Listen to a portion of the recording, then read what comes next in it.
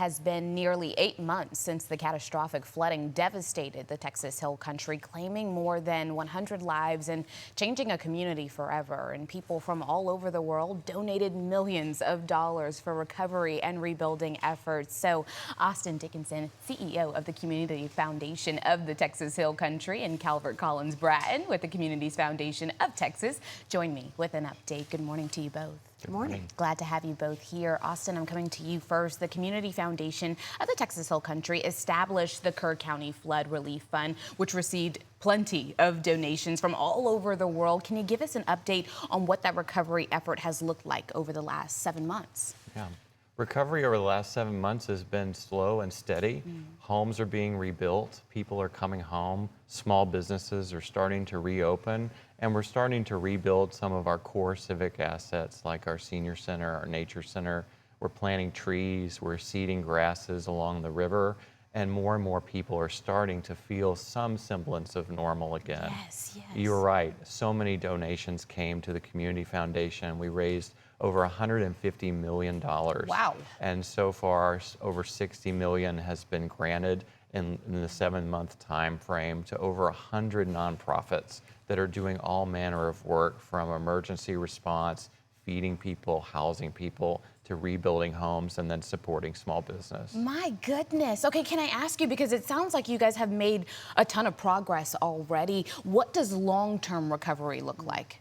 Long-term recovery is the rebuilding of a community into something new. Recovery is not about just replacing something that's lost. We've learned in Kerr County that it's about building what comes next.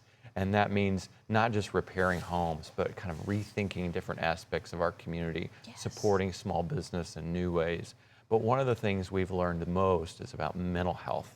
And mental health symptoms are starting to peak 6 and 9 months after disaster, and we are no stranger to that.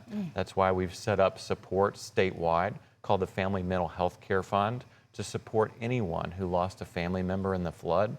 Can contact the Meadows Mental Health Policy Institute here in Dallas, and they can be referred to low or no cost care in their community, or be eligible for for reimbursement for mental health care expenses. Incredible. I want to ask you this because I think a lot of the times we know that the news cycle changes very fast, right? And things are still going on. Recovery is still happening. And so what are you seeing that families need right now the most, do you think, that maybe we're not necessarily seeing on the news? I think families right now need care, particularly around mental health. I think studies are now showing that we are seeing a 3- or 4-fold increase in PTSD.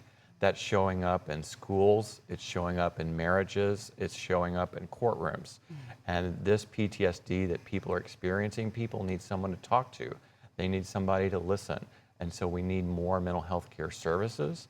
And we need a way for people to connect to those services, both locally in the Hill Country, but also here in North Texas, and especially in Dallas. And we've made some grants here locally to the Center for Integrative Counseling and Psychology on MacArthur Avenue, as well as the Warm Place in Fort Worth, which is a child grief initiative there, to support those here in North Texas who also were affected emotionally by the floods. Can I ask you, where does the Communities Foundation of Texas come in? How did you guys play part to the relief fund as well? Well, Communities Foundation and really community foundations support each other because we do a lot of the due diligence on the organizations that are doing the work on the ground, so the donor dollars go exactly where they are intended. So we had a lot of outreach from our supporters here in North Texas, our donors, fund holders, other foundations who said, we see the destruction, how can we help?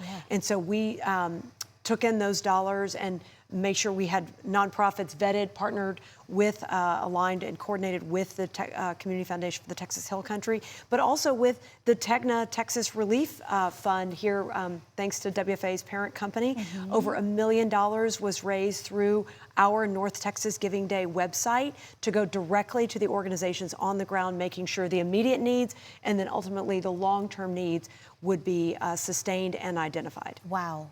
I mean, the work that you guys are doing is absolutely incredible. I love that you're touching on mental health, because I think mental health is a hard conversation before a devastating catastrophe happens, right? So it's even more critical in these moments after. And so I'm so glad that you guys were able to come on here, share what you guys are doing and the impact that you guys are having, and that people's donations are actually showing up in the community. Because I think a lot of the times we donate and we're like, okay, where is this going? Who am I helping? And you guys answered that question this morning. So if people want to learn more, where can they go? Well, we still have information on our website at cftexas.org. I'm sure you will do as well. Also, rebuildcurr.org is our headquarters for our flood recovery efforts in the Hill Country. There's a list of every grant that we've made, every grantee and grant purpose. There's also mental health resources listed on the website and all sorts of other information, including news on all our progress. Very, very good. Thank you both for being here.